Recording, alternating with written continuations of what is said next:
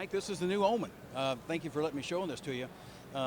What is different about this particular bow is two things right off the bat. It is an inch longer axle to axle, so top to bottom. It is 33.5 instead of 32.5 as our Dream Season and our X-Force GX6. And it has a new cam that is non-adjustable. And this particular offering, if the cameraman can see here, this is a machine track on the draw side of the cam. The string side is a new shape also. And another thing that they have done is they have used a new space age aluminum, and I'm remiss in my duties. I can't remember the name of it, but it is a lot higher tensile strength than a 7075 T aluminum.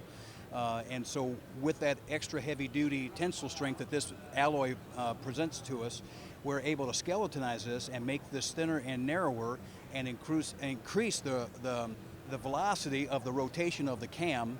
You're getting that unsprung weight out of the cam. Absolutely right. On our other bows, we have modules, so a dealer is more versatile with fitting the customers that come through his door. This is a draw length specific, but we took 6 steel screws, we took modules, we took extra weight out. Everything is machined into this nice, concise, compact package. Well, we did shorten the brace height a ½ an inch to help with speed, and typically, Mike, every inch of brace height is 10 to 15 feet a second. So if you go shorter, you gain feet per second. You go longer, you lose feet per second. And that's one of the things that we had to do. Our competition's got a 5-inch brace height bow, and we're still faster. 366 feet a second is our average speed on this bow from the test prototypes that we've been building. And so we're advertising 366. We've had some that have shot over 370, and the average has been 366, so that's what we're advertising. But along with all the X-Force bows, it does have 5 sight mounting holes. So if a customer, depending on where he anchors and where his peep is, he can use the top, middle, or bottom sight holes, and he can keep that sight aperture right in the middle of the body of the sight. It does have an elevation line, so if something happened to the guy's rest and his rest got loose, he could put the top of the arrow right here with the top of the line, and it should be right exactly where it needs to be. And then we have a center shot line right in the middle of the shelf here. That is just for the center of the arrow. Simple, no-brainer.